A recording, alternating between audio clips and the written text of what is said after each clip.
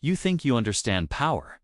You look at Apple, Amazon, or Google today, and you see companies with GDPs larger than entire nations. You see influence. You see money. But you have never seen this. Imagine a corporation so powerful it didn't just lobby politicians, it hired them. A company that didn't just own the land, it owned the law. A company that, when threatened by a democratically elected government, didn't call a lawyer. It's called the CIA, and the CIA answered.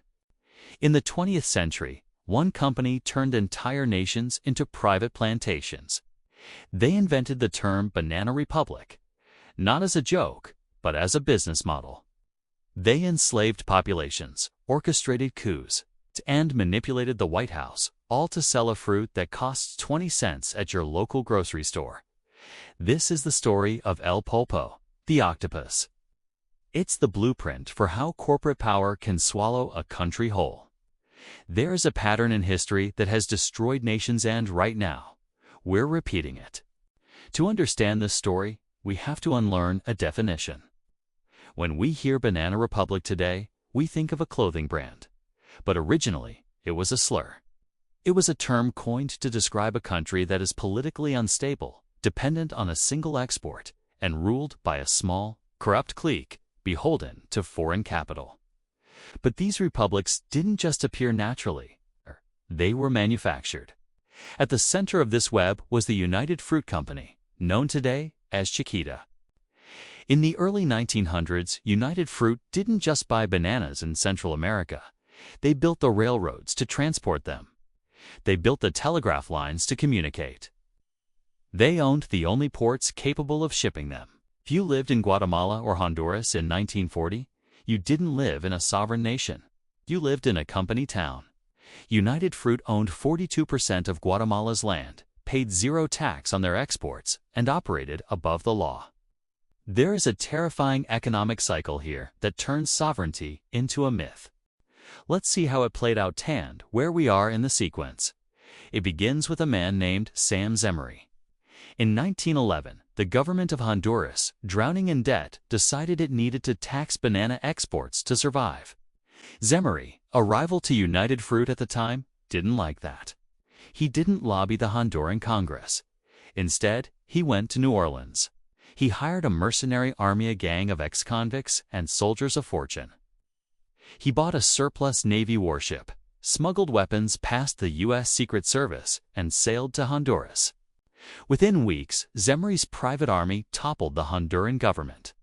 He installed a puppet president, who immediately abolished the tax. This was the proof of concept. Why pay taxes when you can buy a revolution? Fast forward to 1951. Guatemala elects a man named Jacobo Arbenz. He wasn't a communist. He was a nationalist. He looked at his country and saw that United Fruit owned 70% of the arable land, but only farmed 15% of it. The rest sat empty, just to keep competitors out, while peasants starved. Arbenz passed Decree 900.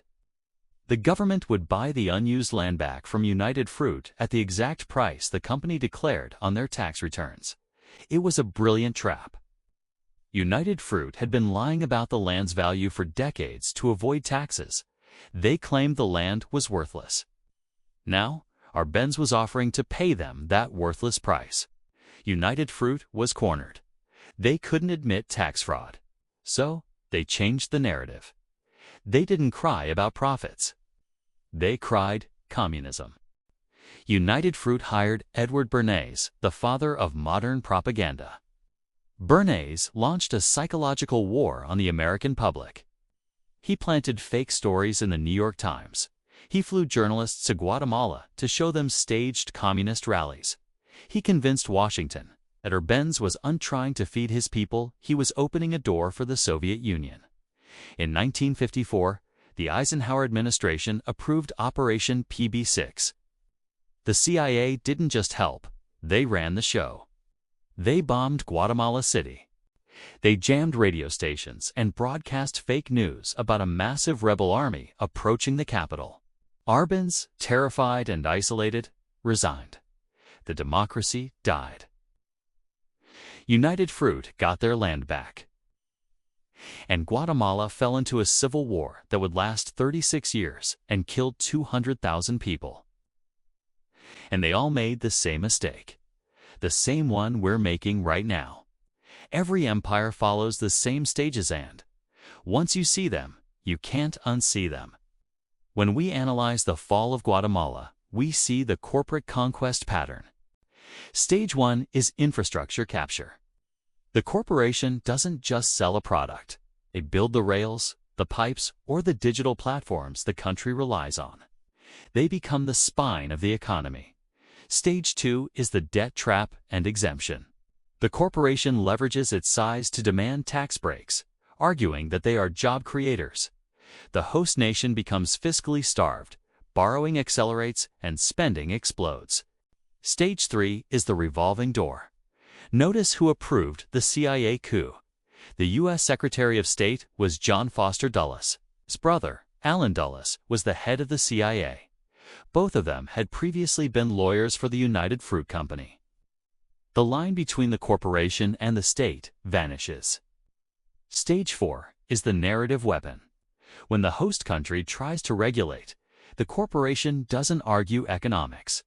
They weaponize ideology. In 1954, it was communism. Today, it is national security or freedom of speech. Stage 5 is collapse and intervention. Suddenly, everything breaks at once. Force is used to restore the corporate order. And right now, we've already completed 4 of them. You might think, that was 1954. The world has changed, has it? Look at the cobalt mines in the Democratic Republic of Congo. Who owns the supply chain? Who sets the price? When the local government tries to raise royalties on mining firms, they are suddenly hit with international pressure, credit downgrades, or convenient rebel uprisings near the mines. Look at the tech giants. A single platform today can silence a world leader or shift the outcome of an election in a developing nation by tweaking an algorithm. They have GDPs larger than the countries they operate in. We don't call them banana republics anymore. We call them emerging markets.